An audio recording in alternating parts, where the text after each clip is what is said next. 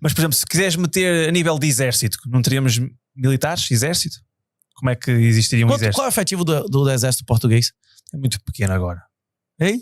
Mas por isso é que agora o pessoal também está a olhar de outra forma. Se 10% das pessoas em Portugal fossem livres para ter armas, quem ia ter mais condição de defender esse país? Esses 10% sem receber salário ou o exército português? Inclusive, a maioria dos americanos e dos italianos sabem que Mário é pai de Júlio César, não é isso? Vocês sabem quem foi Mário?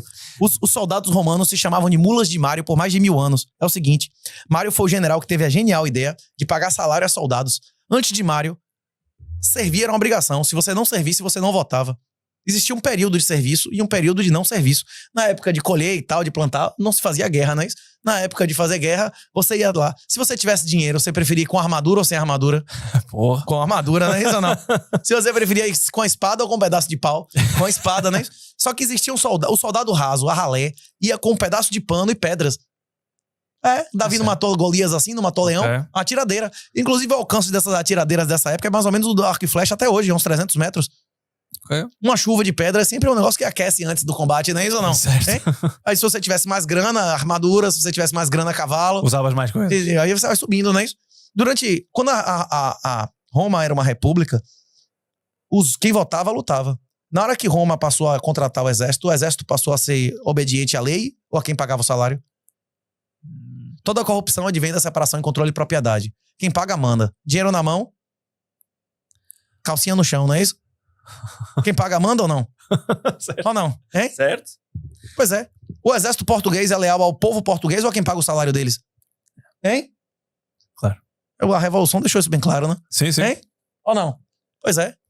E o problema do exército profissional é esse. Países realmente livres como os Estados Unidos, as guardas nacionais, os estados têm que ter mais armas do que a União, do que o governo central, e a população tem que ter mais armas que o governo, não é isso? Acontece isso nesse país? Quem controla? O governo português existe para servir as pessoas ou o contrário?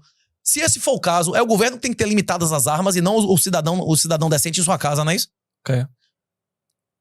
É mentira o que eu tô dizendo? Não faz sentido. Todos os pais fundadores entendiam isso há 200 anos atrás, não é isso?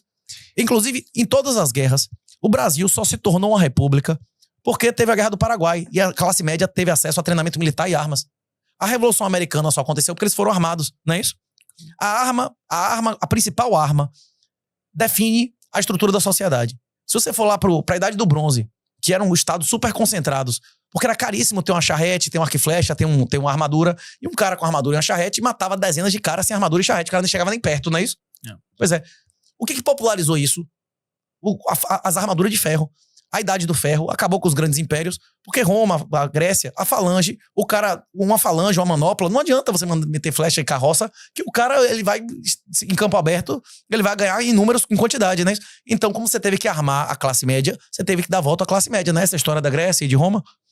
E, novamente, na Idade Média, explodiu a concentração de poder, porque quando os mongóis chegaram aqui, mais ou menos um pouco antes de Portugal virar país, no século XI, eles trouxeram, além de canhão, além de pólvora, eles trouxeram a tecnologia de você apoiar o pé no cavalo, não é isso? Rédea, como é que chama isso? Estribo, não é isso?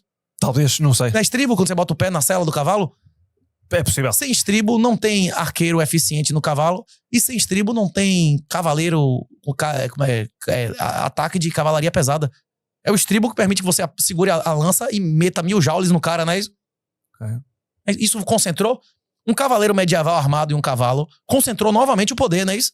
E o que é que desconcentrou o poder? As armas de fogo, não é isso?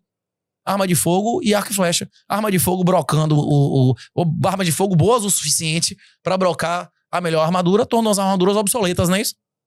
Que teve o texto medieval e tal. Claro. É isso. A humanidade, a principal arma em custo-benefício, determina que grupo social vai ter poder. Você não pode dar poder a alguém sem dar arma, não é isso? É verdade isso ou não? Eu estou dando a você uma arma que foi usada em todas as guerras nos últimos 5.000 anos, que é a criptografia. Criptografia, ela vai ser usada contra ou a favor de você. Se você tiver interesse, clica lá, @R38TAO. Você tem o workshop, meetup, a zorra toda no Porto, em Lisboa. Tem 2 por mês nas principais cidades do país. Clica aí, meu irmão, e pode me encontrar. Que, rapaz, não tem erro não, viu? Rapaz, se você não aprender a mexer com Bitcoin, se você não souber gerar uma chave pública e uma privada, assinar sua chave offline, você vai se arrepender amargamente, velho. Seus netos vão ter vergonha de você se eles existirem. Todo programa que eu gravo são as mesmas frases, bicho. Eu só falo a mesma coisa, não é isso? Hein, Carlos? Qualquer dia trazes uma cassete. Essa mesma conversa, não é isso?